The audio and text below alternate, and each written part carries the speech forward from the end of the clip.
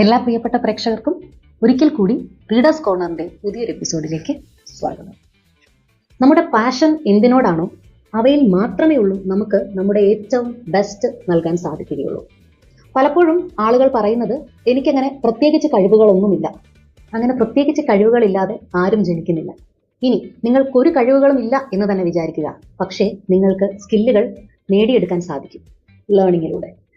പലപ്പോഴും നമ്മളെ ട്രെയിൻ ചെയ്തിരിക്കുന്ന ഒരു രീതി അനുസരിച്ച് പേരൻസ് അവരുടെ ആഗ്രഹങ്ങൾ അല്ലെങ്കിൽ അവരുടെ ചുറ്റുമുള്ള ആളുകൾ ജീവിക്കുന്ന ഒരു സാഹചര്യവുമായി ബന്ധപ്പെടുത്തി നമ്മളോട് ഒരു കോഴ്സ് തിരഞ്ഞെടുക്കാൻ പറയുന്നു.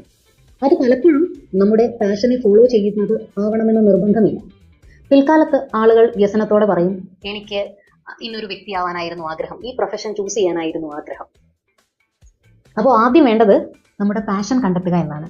നിങ്ങൾക്ക് മടുപ്പില്ലാതെ ഏറ്റവും ഇഷ്ടത്തോടു കൂടി ചെയ്യാൻ പറ്റുന്ന ഒരു കാര്യം എന്താണ്? ഒന്നിലധികമോ കാര്യങ്ങൾ ഉണ്ടായിരിക്കും.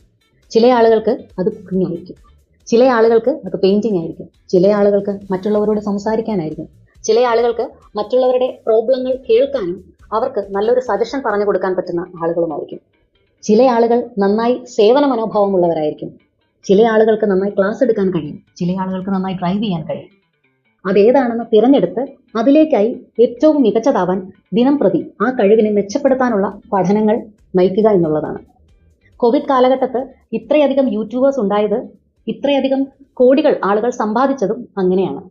പലപ്പോഴും ആളുകളുടെ ജോലി നഷ്ടപ്പെട്ടു, മറ്റു വരുമാനങ്ങളൊന്നുമില്ലാതെയായി, ജീവിതം പ്രതിസന്ധിയിലായ ഘട്ടത്ത് ഇനി എന്ത് എന്ന് ചിന്തിച്ചപ്പോഴാണ് അവരുടെ ചെറുതും വലുതുമായ കഴിവുകൾ പരിപോഷിപ്പിക്കാൻ ശ്രമിച്ചു. സെൽഫ് ടോക്ക് സ്ഥിരമായി നടത്തുമ്പോൾ നമ്മളെപ്പോഴും നമ്മുടെ ഉള്ളിലേക്കാണ് നോക്കുന്നത്. അത് നമ്മെ നമ്മുടെ കുറവുകളും അതേപോലെ തന്നെ നമ്മളുടെ നേട്ടങ്ങളും എന്തൊക്കെയാണ് എന്ന് കണ്ടെത്താൻ സഹായിക്കും. അതിന്റെ ഫലമായി മൈൻഡ് അതിനുവേണ്ടി തയ്യാറെടുത്തുകൊണ്ടിരിക്കുന്നു. അത് നമുക്ക് സ്വയം വർക്ക് ചെയ്യാനുള്ള ഒരു മോട്ടിവേഷൻ തരുന്നു. പുറമേ നിന്നുള്ള ഒരു മോട്ടിവേഷനും വർക്ക് ചെയ്യില്ല. മോട്ടിവേഷൻ തുടങ്ങേണ്ടത് നമ്മുടെ ഉള്ളിൽ നിന്നാണ്. അത് നമ്മളോട് തന്നെ നമുക്ക് എന്ത് മാറ്റമാണോ വേണ്ടത് അത് പറഞ്ഞ് മനസ്സിലാക്കിക്കൊണ്ടാണ്. ഈ എക്സർസൈസ് എല്ലാവരും പ്രാക്ടീസ് ചെയ്യുമെന്ന് വിചാരിക്കുന്നു. അടുത്ത ഒരു എപ്പിസോഡിൽ വീണ്ടും കാണാം. അതുവരെ നന്ദി.